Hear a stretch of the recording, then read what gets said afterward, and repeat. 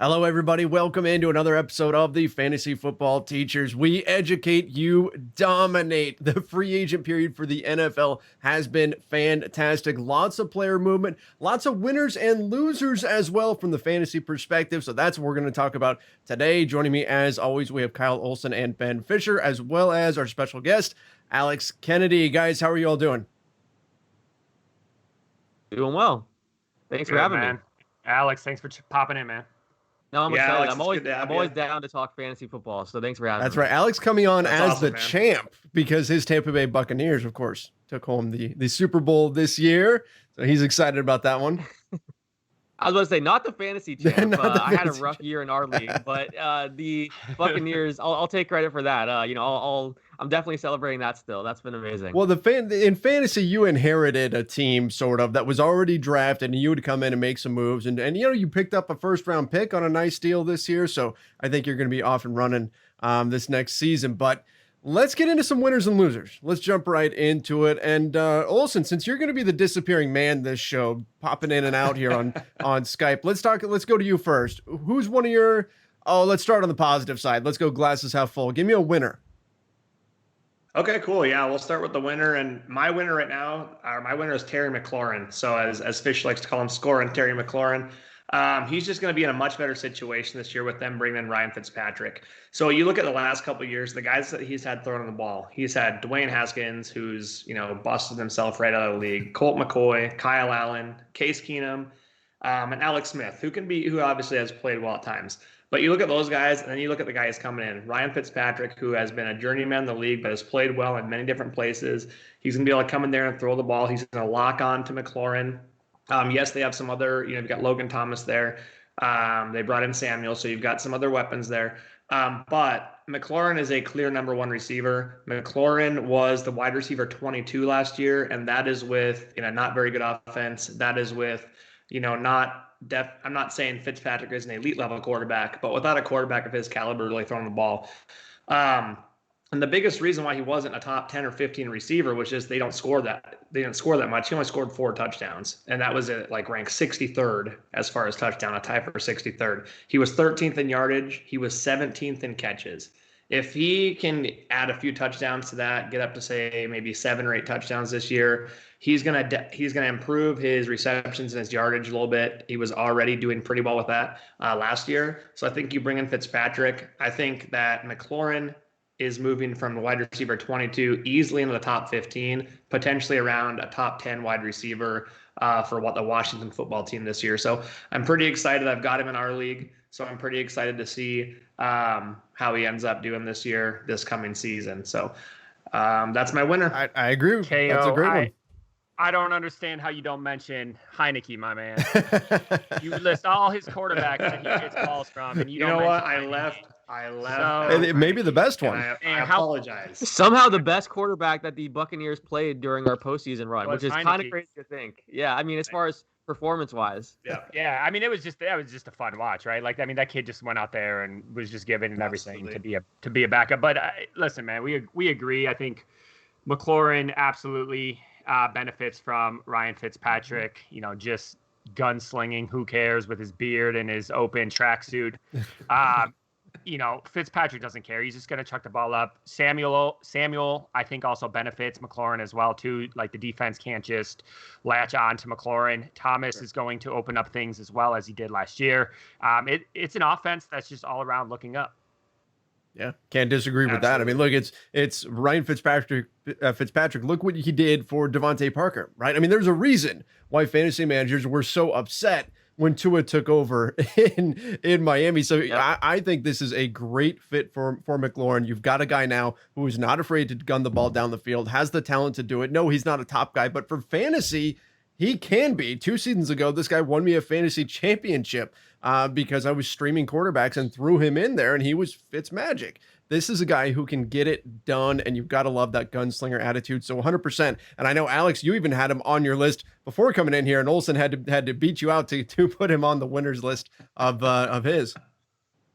Yeah, I love the McLaurin pick there. I agree with everything you said about Ryan Fitzpatrick. We've seen he's supported so many receivers and made them fantasy relevant. He's helped them. He's boosted their numbers. And yeah, the Curtis Samuel signing also I think helps. I know some people have made the argument, oh well, this is going to take some targets away from McLaurin because Samuel's going to warrant a number of targets. But I'm not too concerned about that. I agree with what Ben said. I think they're going to be able, they're not going to be able to throw the kitchen sink at McLaurin and just focus on guarding him. You don't have to worry about Samuel, who can move all around the formation. I'm hoping that that Washington gives him handoffs and uses him kind of like we saw last year where he broke out in Carolina. I know Ron Rivera and these guys have had him before, and they didn't use him that way. They used him as more of a deep threat, and it wasn't as effective. But I'm hoping they learn from what we saw last year and utilize him that way, which should help McLaurin. And then, yeah, I mean, with Thomas kind of breaking out, that helps too. So there's a number of weapons on the field now. And then, yeah, I'm a big Fitzpatrick fan. I think he's going to be able to, really help this offense. And he's not great for real life football because of the turnovers, but for fantasy, it's great for him and for all of his weapons. Sure, it's like Jameis honestly, Winston. Like, right? Turnovers don't hurt fantasy. Like, that's just more needing to throw the ball, right? So Fitz throws an interception, the other team scores. Hey, Fitz has to throw the ball some more. So that's beneficial for McLaurin. Nobody here is Washington football fans, so hey, throw as many interceptions as you want. Keep chucking the ball to McLaurin. We're good with that. Fisher, hit us with another winner. My one concern is that the defense. Go ahead. My one concern is that defense is really, really good, so they might not have to throw a lot. They might try to just run a lot, but True. I mean, we'll see. That's my only one thing I did want to mention. I think that's a great point. Their defense is solid. I honestly think Washington could compete against Dallas they won the division this year, right? Mm-hmm. And obviously Dallas, Dak was down and everything like that, but they could compete with Dallas this year. Yeah, Lane, I think you were throwing it to me. Yeah. So James Robinson is my winner. I know he didn't move and he didn't change teams, so it's a little weird to say he's a winner in free agency, but he was an undrafted rookie, and Jacksonville did not bring in another running back. They brought in Carlos Hyde. That's not even a real person anymore. So I get it. A person's a person. He's the winner. He was the bell cow running back in Jacksonville. He saw 20 plus, touches. He got targets. They didn't bring anybody to compete. So there's still one more barrier, right? They got to get through the draft. But if they can get through the draft without them taking round 3, round 4 running back, he's going to be first, second round pick in your fantasy leagues. He has to be. And I think people I play a lot of DraftKings and people just didn't want to play him. He was just a very consistent player. Mm-hmm. He never struggled to get touches. He was their only player. Now they brought in, they're going to bring in Lawrence. And their offense is just going to be better all around, which is only beneficial for James Robinson. He's going to get those goal line touches, and there's nobody to compete with. Carlos Hyde might spell him, but he got backup money. He's not coming in to be the workhorse running back. So where are you taking him, Ben? Are you taking him first round, second round? So I'm extremely biased, but yeah, I think late first round. Late first round. All right, that's bold, but I like it. See, here's the thing: he doesn't have the name yet. Right, he doesn't really have the name yet, and so people are still unsure of him. But if you look at what he did last year, he certainly warrants a first-round pick. So I think that's all. I mean, obviously, there's still more, fantasy football to come, right? There's the NFL draft. There's not really many running backs out there in free agency, so I think he's safe in the free agency realm. But if they can get through the draft, I mean, he was pushing 20 fantasy points pretty consistently. I mean, he hit the low high teens, those type of ranges, but he's getting targets. I mean, he got 6, 6, 4, 3 in weeks 12 through 15. So that's a solid floor of targets for a running back. Plus he's getting all the touches in for handoffs and things like that. So yes, I'm going to be bullish on him. I'm taking him late in the first round. I mean, I think early second too, but just depending on how the draft falls to you. Sure. Definitely. I like the pick. Alex, you're up, man. Give us a winner. Yeah, my winner is Corey Davis. I think he's a really interesting winner here because, we've seen his potential. Obviously, last year was his career year with the Titans. He had 984 yards, 5 touchdowns, career high catch percentage. He just played really well. And the Titans before that season had declined his option. So I'm sure they're regretting that right now because, we didn't expect to see that from him last year, but he really made huge strides. He really, fit well in that offense. And now he's going to go to the Jets, where he's going to be their number 1 wide receiver, they're expected to pick a quarterback with the number 2 pick in the draft. I think they're still going to do that. There have been rumors that maybe it's going to be Sam Darnold, but I think they might draft someone. And then if that's the case, then you have a top quarterback prospect, and he's going to be the number 1 wide receiver for them. I think we've seen his talent. He's 26 years old. He's in the prime of his career. And again, there had always been little flashes. Like in 2018, he had a pretty solid season, 891 yards, 4 touchdowns. He played pretty well. But there was no consistency. And then last year, he was very consistent. I was very impressed. If you had told me a year ago that I'd be talking about Corey Davis like this, I would have said you're crazy. But, he kind of had that Devontae Parker-esque turnaround where he went from being a guy that fantasy managers couldn't rely on to being this consistent every week starter for you. I had him in a few different leagues, and he was awesome for me. So I think he's going to be able to, take what he did last year and build on it in New York, where he's now the number 1 option. He should get way more targets. That was the thing last year. He didn't get as many targets, 92. So, I think he's going to get significantly more targets now in this new opportunity. And yeah, he's a big winner for me just because the opportunity is there for him to really break out and continue this, ascent. So Alex, what if the Jets don't take a quarterback with their pick? Is he still a winner? Yeah, I think he'll still get more targets. And he had made a comment, I believe. I saw a report that he had made, he had said something about him believing Sam Darnold would be the quarterback, and that's a reason why he signed or whatever. So that is somewhat concerning because I'm not the biggest Sam Darnold fan. I think he's not, but then again, I wonder how much of Darnold's struggles recently have been Adam Gase. It's very possible. We've seen so many players leave Adam Gase and just get so much better. So I haven't completely given up all hope on Sam Darnold, but I do admit that it would be less exciting for Corey Davis if it's going to be Darnold under center instead of, a top rookie. But we'll see. I still think the opportunity's there. I still think, he's a guy that he's such a great athlete. I think he has a really big catch radius too. So you don't necessarily need the most accurate quarterback throwing to him. I think he can make big plays. So yeah, I just think with the targets that are there, a team that should be trailing a lot of games and throwing a ton because they have a bad defense and they're not the best team. For fantasy purposes, I think he could be good. Yeah, can't disagree with that. You mentioned he's like the number 1, and I agree with you. He's the number 1, and it's very similar to Washington. They don't have any stud receivers. I agree Davis is number 1, but they have Crowder, they'll have Mims. They even signed Keelan Cole.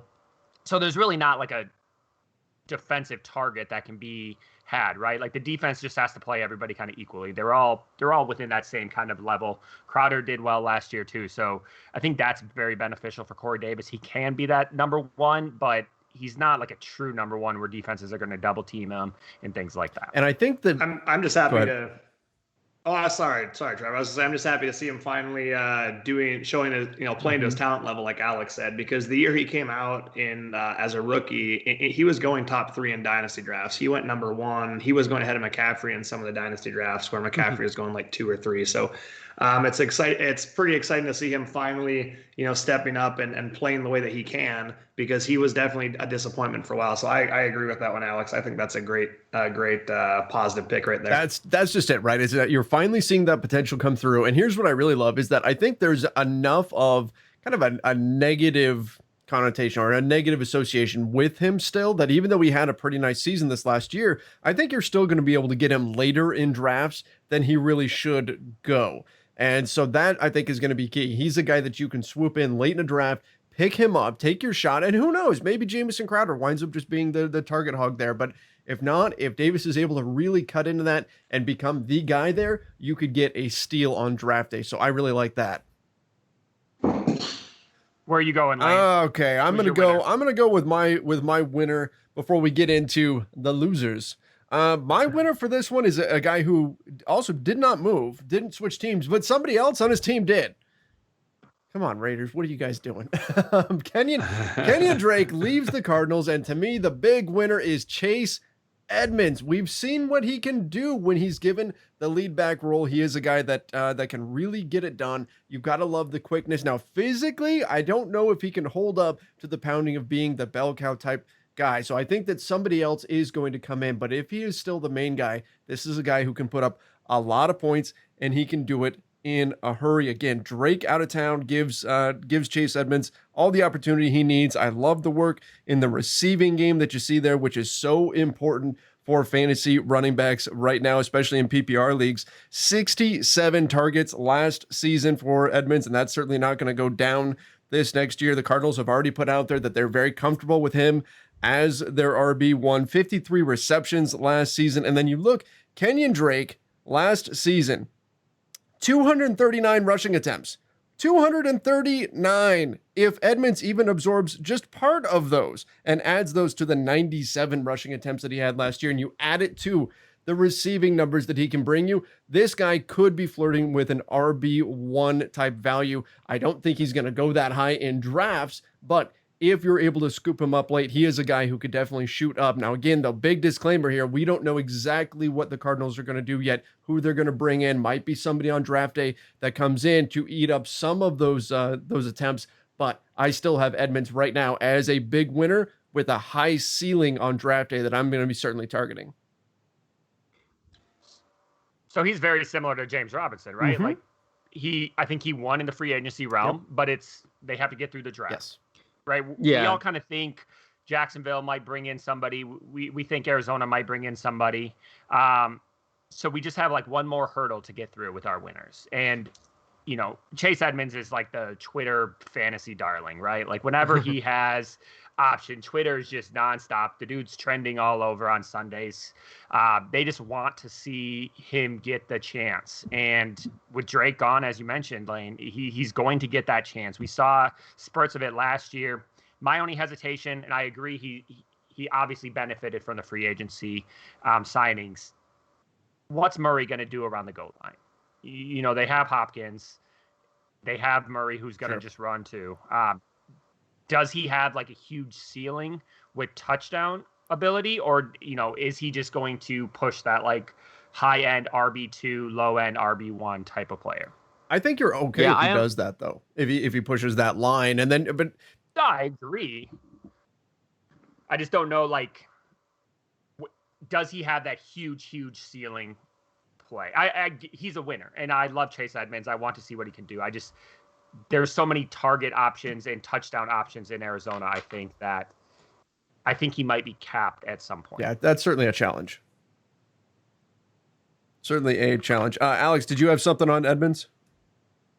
Yeah, I will say it does kind of remind me last year of Devin Singletary. Mm-hmm. I had him in a few different leagues, and then you're thinking you get through free agency and you're all excited. Everyone's talking about how he could be a top guy, and then they draft Zach Moss, and that was kind of a bummer. So, yeah, we'll see what happens on draft day. I hope for Robinson's sake and for Edmonds' sake that they just go with either a late round guy or don't really address it. I do think in both situations, we've seen, Edmonds has had a few different injuries. Robinson, toward the end of last year, started breaking down where he wasn't as effective. He had a few different injuries. He missed some time. So I do think that they're going to bring in someone, but hopefully it's a later round guy that just spells the guy a little bit and doesn't actually compete for the number one spot like a Zach Moss did last year with a Singletary. But yeah, I mean, that's always the tough thing with running backs. But yeah, I think both of these guys are in a great position as of today. Well, and you look at last year, right? I mean, Kenyon Drake, you saw him just kind of chugging along, not really have that burst, picked it up a bit towards the end of the season, but that's where some of the fantasy frustration was because Edmonds is the opposite. He gets the ball and he just pops off the screen. He's got that burst, and people have been dying to see what happens to this guy if he really gets all the opportunities there. So I'm excited to see what happens with him. I do think he's the type of guy where the floor is fairly high for him because he's got the receiving work. So as long as they don't go bring in a true RB1 that's now going to take over the Kenyon Drake role and get all of the carries, as long as he can take away some of that and add to his carry total, I think he should see a nice boost this season. But enough talking about winners. Let's get to some of the losers. Olsen, give us a loser. All right, so it actually ties in with what you were just talking about with Drake going to the Raiders, because my loser in all this is Josh Jacobs. So I mean, Josh Jacobs, incredible talent, but some interesting stuff about him. He actually was, when you're looking for a workhorse back, he was a workhorse back for the Raiders last year. He had the third most rushing attempts in the league last year. The only guys with more rushing attempts than Jacobs last year were Derrick Henry, who is the beast of all beasts and the workhorse of all horses, and then Dalvin Cook. So, and now you're bringing in Drake, who you mentioned had 239 rushing attempts last year. Drake himself was 7th in the league in rushing. So now you've got in the same backfield the guy who was 3rd in attempts and the guy who was 7th in attempts. So you've got two workhorse backs there. They didn't bring in Drake just to sit on the bench and come in, every once in a while. Drake's going to get his complete drives, kind of like Jamal Williams did with the Packers, as Ben was saying, because Drake just has that talent level. And they're also bringing him in because they want to keep Jacobs fresh. So this is a great move for the Raiders, real football wise. Now they've got 2 workhorse backs. They just made their rushing backfield that much better. But as far as fantasy owners are concerned, this is not great for us because now we've got that 2 running back system. Now you're going to be splitting those attempts even more. So you've got to expect that Jacobs' rushing attempts are going to take a decent hit. Which is probably going to affect, of course, his yardage. And it's probably going to bring down his touchdown total as well because Drake's going to get some of those goal line carries from him. And they both average, Drake averaged 4 yards per carry last year, Jacobs 3.9. So it's not like you're bringing in some guy that's like well below Jacobs. You're bringing in another stud running back. And another thing to worry about with Jacobs, he was running back 8 last year. But mainly that was because he was getting the yardage and because he was getting the touchdowns. He had 12 touchdowns. He had over 1,000 yards. He doesn't get a lot of those PPR points, kind of like a lot of us thought he was going to be. And honestly, I was surprised because I haven't had him on any of my teams. So I was thinking he was a little bit better receiver than he is. He was 24th in the NFL in receptions last year and 25th in receiving yards as far as running backs go.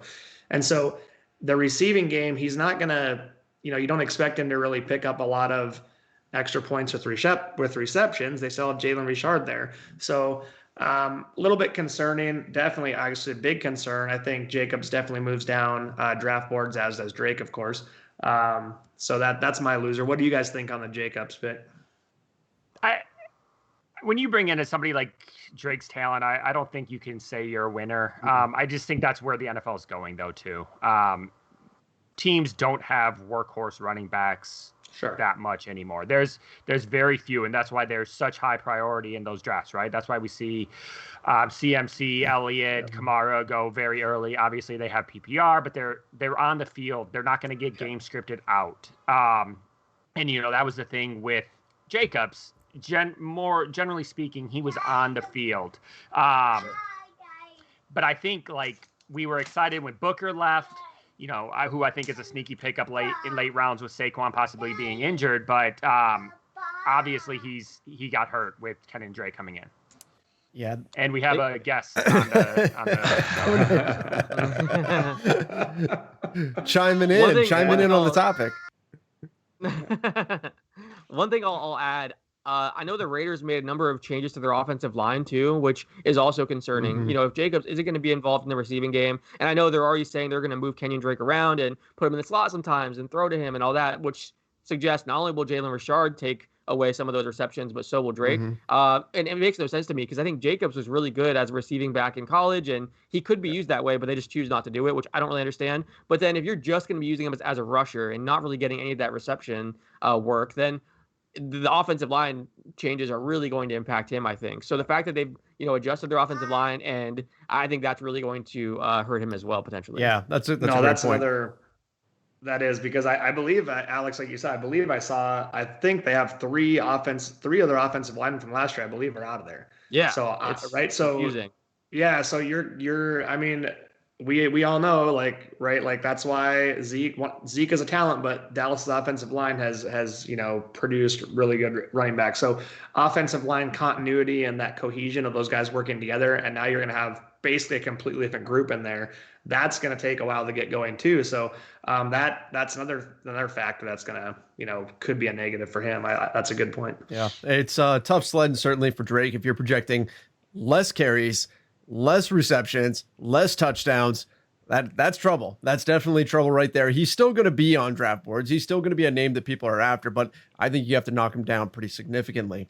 Fisher, what? Well, and you said Drake there. I meant Jacobs. No, I know. But Drake as well. Same thing. He's falling down. Exactly. No, I just want to say it for the viewers, but yeah, no, you're right. But I knew you meant Jacobs, but yeah, for Drake, it's the same thing. You're right. Drake's a loser in this as well. Yep. Couple of losers. Fisher, who do you have for us?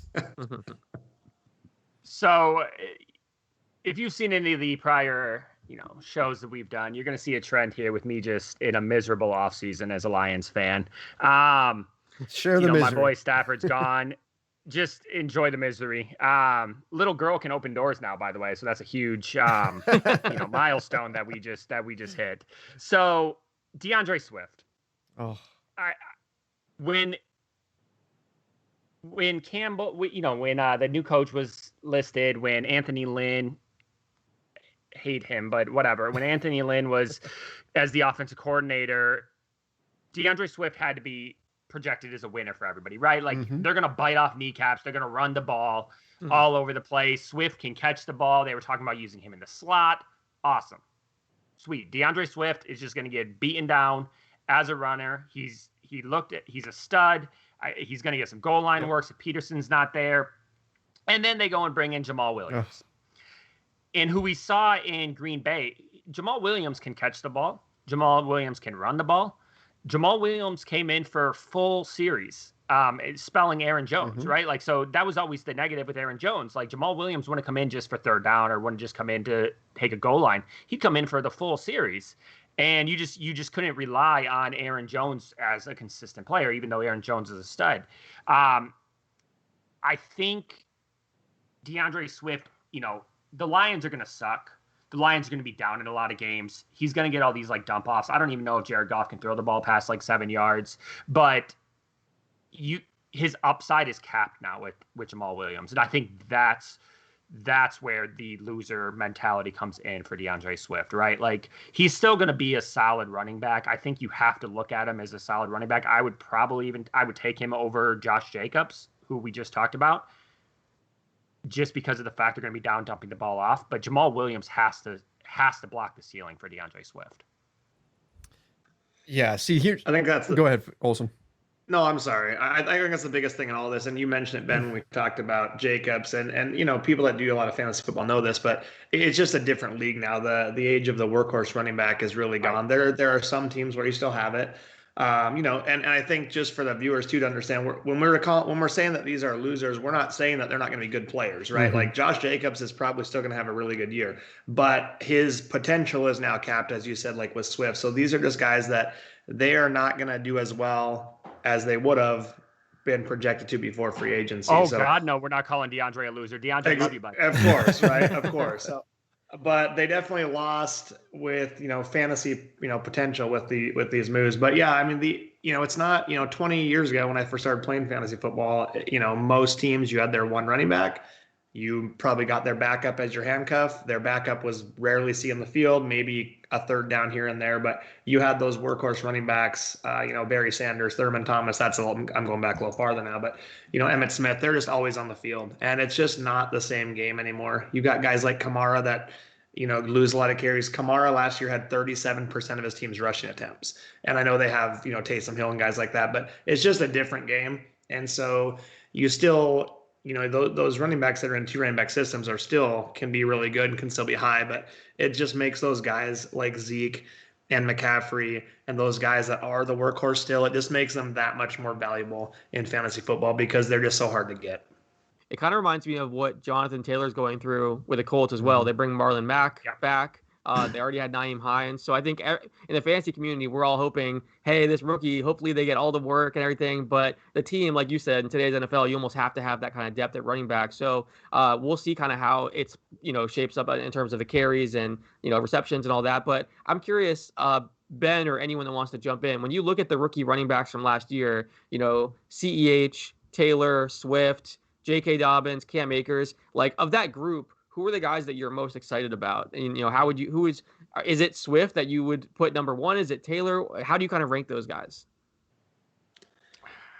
So skill set wise, I mean, I think Swift is just above and beyond, but I have a huge bias now that he's on the Lions. That being said, I didn't want to take DeAndre Swift when the Lions drafted him. I think Taylor is just the Mac. Obviously, Mac was injured this year, so that's going to be a huge question mark. Does he have that consistency like we saw later in the year? I think Taylor has the biggest upside. Yeah. Right. Like fantasy wise purposes, I think Swift is probably the most talented. I mean, we saw what he can do in Georgia and those types of things, and I think Akers is sneaky as well. But I would say probably Taylor and then Swift and Akers, number two. That's J.K. about, Dobbins, just get out of here. as you were, I still like Jay, but as you were saying that I'm pretty much the same as you, Ben. I have, as Alex asked, that I kind of just wrote down some notes. I put Taylor one for sure, and then I have Akers too. I'm just really high on Akers. I like him a lot. I put him a little bit ahead of Swift, but I mean, I think they're very even. And then I would go Dobbins and then CEH. I'm just kicking myself last year in our league that Trevor runs because I took CEH early in the second as the first, because that he was the top rookie, and I think it was. I think that just. Sorry to cut you off, Kale, but I think that because I was going to bring that up, I think that brings like an interesting question that we can dive into in another show. But like, quote unquote, draftees or dynasty owners like just dropping everything they have for a player, right? Like CEH, there was all this hype coming onto him because he's on, the best offense that we've ever seen. All these things. It didn't pan out, right? He had week 1 where everybody's like, "See, I told you, CH is going to be a monster," and then nothing. So you have to be very cautious with running backs. Alex, we've mentioned it a few times. The NFL just doesn't have workhorse running backs anymore.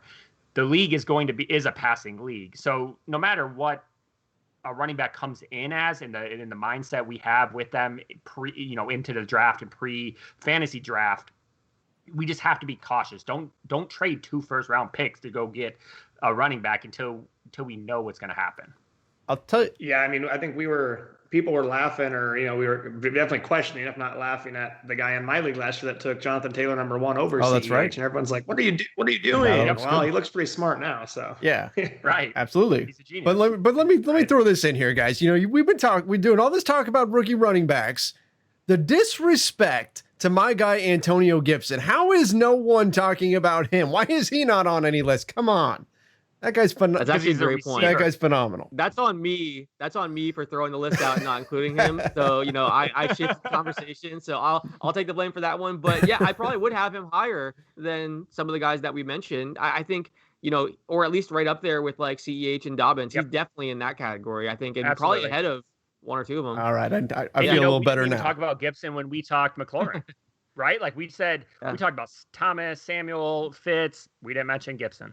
Yep. So I wish they used him differently though. Like I wish they got more creative with Gibson and put him in the slot. And it seems like they're just using him like every other running back, and they're not even throwing to him on third downs. They were throwing to McKissick, and it's like you're not even. The guy was a receiver, right? Like that's the reason you draft a guy like that and bring him in. He's a crazy offensive weapon. You can move all over the field. Instead, they're just kind of being boring with him. So hopefully that changes. But I mean, I hope they get creative with Gibson and Curtis Samuel, because it feels like those 2 guys can be unleashed and do a lot of really cool things with them. We haven't really seen that from Ron Rivera with Samuel in the past, or now Gibson last year, but that would be what I hope for this Washington offense. That Washington offense could look a lot different, and I know we need to move back into our losers, but I want to hit you guys with one last thing here. What are your thoughts on the news coming out that they might just stay as the Washington football team? Like that is an option on the table instead of actually picking a team name.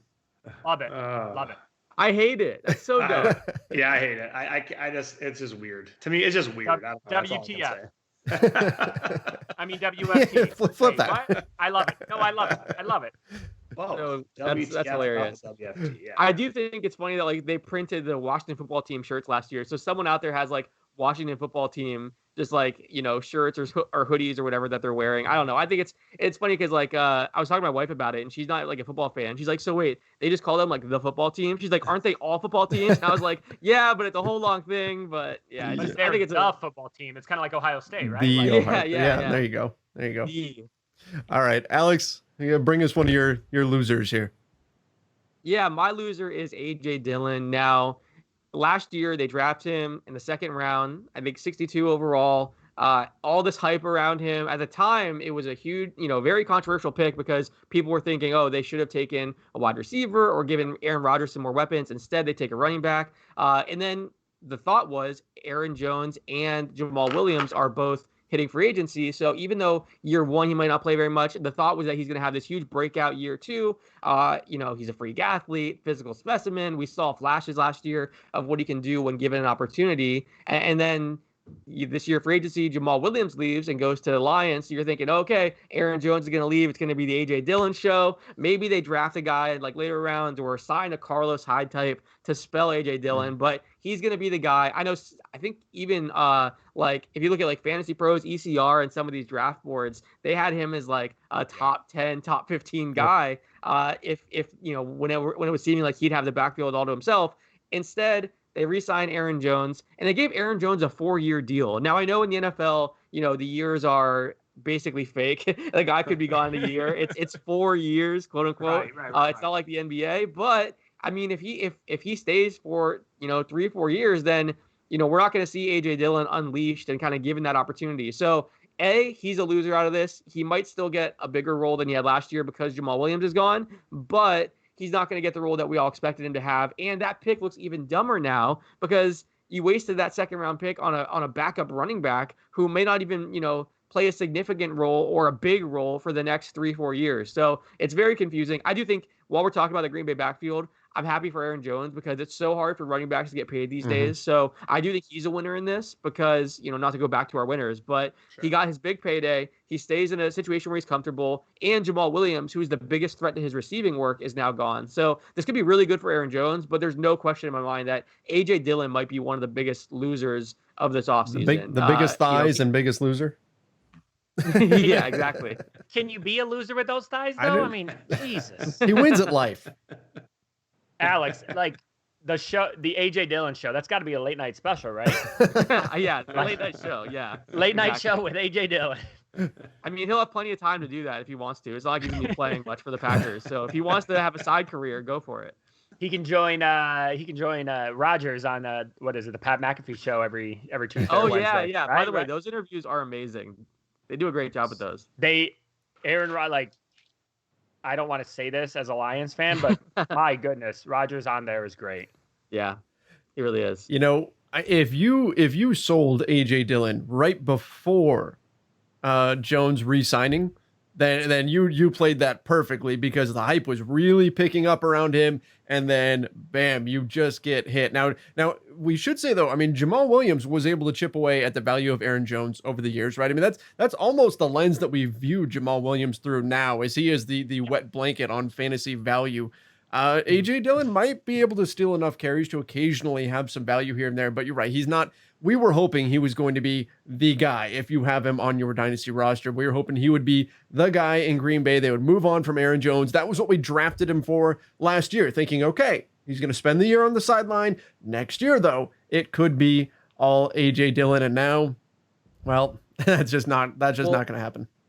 And all signs pointed to that, though, how high they drafted him, the way in the fact that toward the end of the year, Aaron Jones got hurt. So Dillon was their guy in the playoffs. And it was like, okay, we're kind of witnessing the torch being passed and they're, seeing what they can get from him. And he looked really good at times. He was dragging guys, and using that size, but also speed. Like he looked really good out there. And also, like, I know there's been, I think Mike Tagliere from Fantasy Pros did like a great article that looked at when running backs are their most effective. And it's basically their first like 3 years in the NFL is their prime. So it's not like, other positions where a guy comes into the league raw and then develops over time. Like the day the running back steps in the NFL is usually when they're at their peak and their prime. So this is the period where you want to get the most out of them and play them. Instead, we're now looking at 3 to 4 year period on top of, this past rookie year that was kind of wasted of Aaron Jones being back. So we might not see A.J. Dillon have a chance to take over this backfield or another backfield until he's 25, 26. If he's there the entire time. So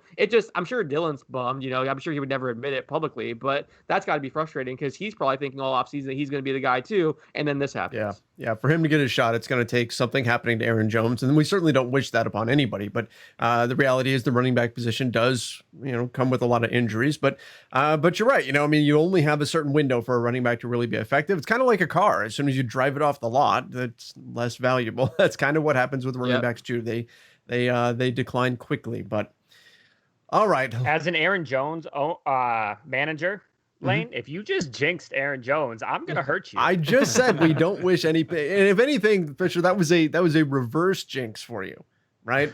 because I know you have Dylan. I do have so this Dylan. is like, Yeah. I do have play it Dylan. out. I'm just saying. There may be some times. I don't know. Maybe they go like Kawhi Leonard strategy and do a little load management or something like that with Aaron Jones. Come on, I'm trying to make myself feel better. Do we think that here. happens? I mean, we saw Jamal Williams. I mentioned it with Swift, right? Like we saw Jamal Williams jump in for full series, right? And that was always the negative. Do we think Dylan does that at least? Do we think he comes in not just to spell Aaron Jones, but like physically for a full series with Rodgers? I think the problem with that is that with Jamal Williams, he was a great receiving threat. I don't know if AJ Dillon is a great receiver. So really, he's competing for the. I mean, we know Aaron Jones is a great receiver, and the hope was that he would get more of that work from a Jamal Williams. So I think he's going to be out there on third down. So really for Dillon, you're just hoping that they put him in there for those rushing, first and second down. So I think he's less, because of his skill set, he's less capable of just going in and staying in for entire series versus just kind of coming in at the goal line or certain short 3rd and 1 type situations. That's kind of what I see him being used as. And then if they are resting Jones, like if he's had a couple long carries in the road, they'll put AJ Dillon in there. But I think his skill set's so different from Jamal Williams. I don't know if you can keep him out there for a bunch of plays in a row. I agree. Yeah, that's certainly the challenge with him. But all right, where you at, Lane? I'll give you mine. I've got 2 of them. My losers. And here's the thing, right? So Cam Newton goes back to the Patriots, right? And that is a low volume offense. I believe they were 3rd worst in the NFL in terms of throwing yards. And that's that's Cam right now. That's their offense. That's what they want to do. Cam Newton rushes the ball quite a bit. So, there's just not going to be a lot of fantasy value there, period. Then they go sign Jonnu Smith, right? Athletic freak, right? Bill Belichick called him one of the most talented tight ends in the NFL. So, they like them. And you start to talk yourself into it. You start thinking, oh, well, okay, maybe Cam's going to really lock onto this guy.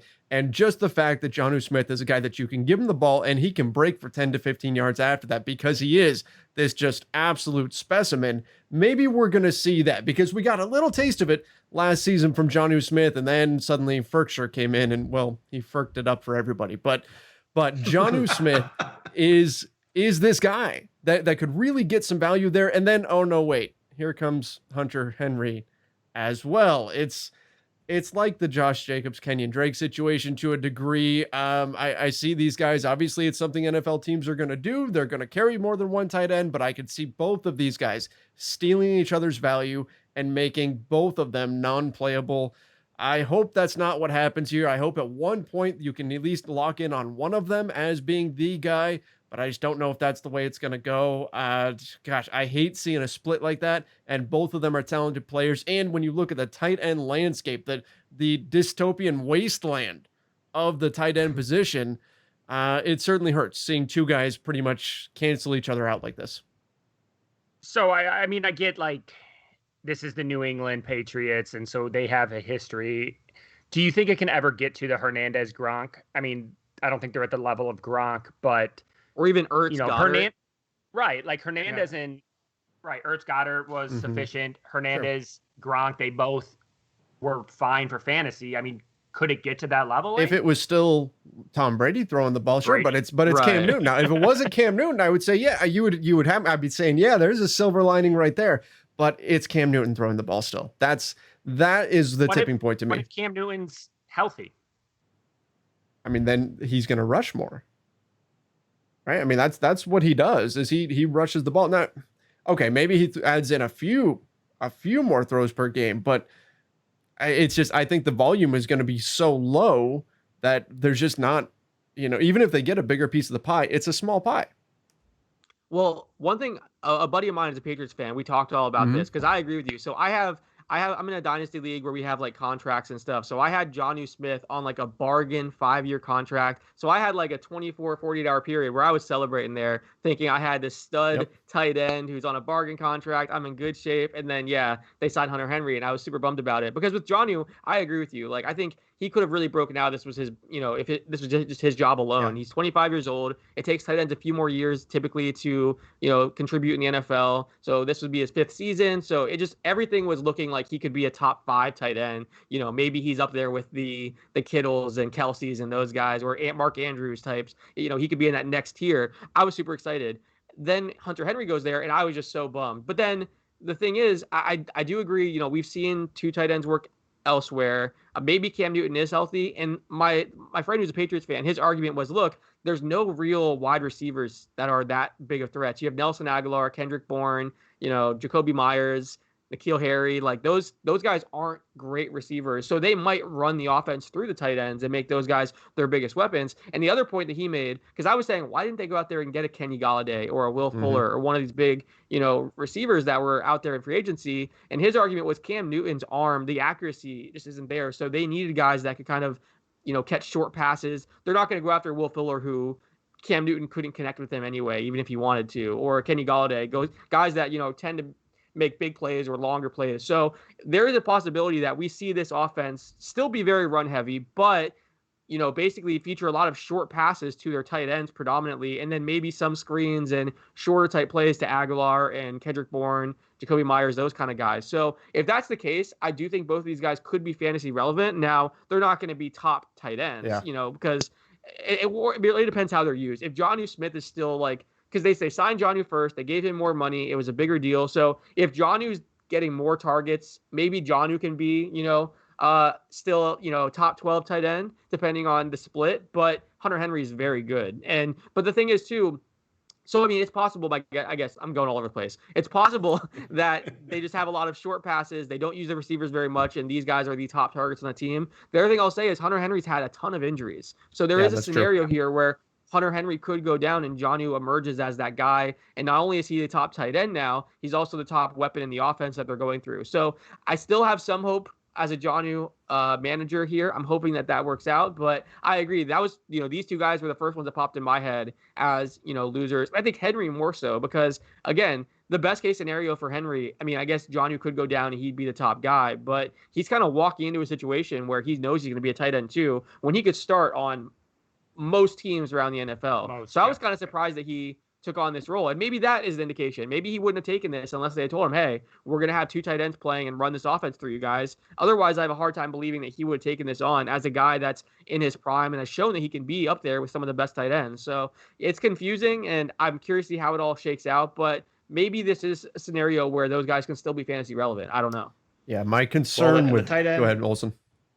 Oh, sorry. The tight end position, like Trevor mentioned, we all kind of mentioned different times, but the tight end position is just so weak once you get past those top, 4 or 5 guys that they could still have enough relevance where, like Alex said, maybe number 12, maybe cracking that top 9 or 10 just because it is such a top heavy position that if they're even getting.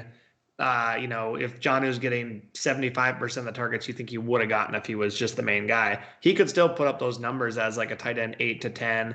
And I agree with the other potential things that could happen. So, but obviously not what Jonnu or Henry could have been if they were the only guy there, not there together, because they're definitely going to cost each other some targets for sure. Yeah, and my concern going forward too is if both of them are indeed utilized, figuring out which week is going to be a Hunter Henry week and which week is going to be a Jonnu Smith week could be quite a landmine. I mean, you look at other options around the NFL, look at receiving options. Some weeks we had DK Metcalf weeks, and then other weeks we had Tyler Lockett weeks, and that was frustrating for fantasy owners trying to figure out that. I mean, with Cam Newton throwing the ball in low volume, there's going to be some challenges there as well. But I hope you guys are right. I hope that there is some value still to be had from these two players because both of them are very, very talented. It's just, can they really put up fantasy numbers? I agree, Lane, with whole questioning which week is the Henry week, which week is the Smith week. But you mentioned it, the tight end position is just a wasteland, right? Like if you don't have one of those top 4 or 5 guys, who really cares after that? So, I mean, it's not like Henry's probably going to put up a 0 or Jonnu's going to put up a 0. So I think they're going to compete for tight end 1 every week. Now, maybe they get into the top 4 tight ends every once in a while on a weekly basis. Sure. So, and then you're just living the dream, right? Like you have a consistent tight end 10 or 11, and then who can push as a tight end 1 or 2 random weeks, when Kelsey or, Waller or Kittle are on a bye. So, I agree with you, but I think comparing it to a receiver is kind of a stretch. Sure. Like I get the Metcalf comparison, but there are so many WR1s, whereas there's not that many tight end ones. The crazy thing is last year, if you look at Jonnu with the tight ends, he only had 65 targets. I mean, this is a guy that almost all of his fantasy production came from touchdowns. He had 8 of them. So he was 4th in touchdowns among tight ends, but he was 20th among in receiving yards. So really, he really didn't get a lot of targets either. So that's the thing. So we might actually see Jonnu's targets go up from where they were just because they didn't utilize him. Really, as you mentioned, it was Ferkser, it was AJ Brown, Corey Davis. They were really sharing the ball around a lot. So I do think that Jonnu will be more than just the goal line threat we saw last year. But look, even last year when he was getting 65 targets and just really coming in as a goal line threat, he was a top 15 tight end. He was the tight end 15. Right. And for much of the year, before the injuries and all that, he was a top 5, top 8 guy. I mean, he was playing really well in the beginning of the season. So I think for Jonnu, he's still, even though we're talking about him being a loser here because of Hunter Henry, it's more kind of like we said with an AJ Dillon. We thought he could be the guy and maybe a top guy, but I still think we're going to see him put up more fantasy numbers, more yards, get more targets in this situation, even with the second guy, just because of how the Titans used him. Absolutely. So and that is sort of the silver lining here. Hopefully that is the path this goes down. And on the flip side, one of the winners could be Anthony Ferkser, right? I mean, he now could be the guy with the Titans, and so that's going to be an interesting thing to watch. Maybe somebody that you can steal late in drafts that could give you surprising value, especially with, like we've said, how thin the tight end position has been. You just like saying that name. I do. I love that call though too, especially Corey Davis calling. That's a really good call. All right, well, especially if they get down in a game, right? Yes. Like, because they're not riding, Henry when they're down. Nope. Yeah. It's gonna be the AJ Brown and Ferkser show. All right, guys. I love it. I think we covered a lot here. Went through a lot of winners, a lot of losers. We even talked a little bit about rookie running backs. Got through a lot of stuff. Appreciate it, and good stuff today, guys. Thanks for having me, guys. It's a lot of fun. Anytime, Alex. Trevor, aren't you proud of me for going this long and not even mentioning a single Buccaneer? I think I bit my tongue and tried to hold back and not be too biased. So I think I did a decent job. I was amazed. I was waiting for the Tom Brady is the ultimate winner comment or something like that coming in there from Alex. But the restraint is impressive, my friend. I try. But no, thank you guys for having me. This was amazing. Like I told you, Trevor, I could talk fantasy football for hours. It takes up way too much of my life, but I appreciate you guys having me. This is great. All right. Thanks for coming on, Alex. It was good to have you, dude. Yeah, for sure. Appreciate it. Yeah, Alex. anytime. For sure. All right, guys. Make sure you do subscribe right here to the Fantasy Football Teachers YouTube channel. We want to bump those subscribers up, and don't forget to turn on notifications as well. Till next time, everybody. See ya and stay safe.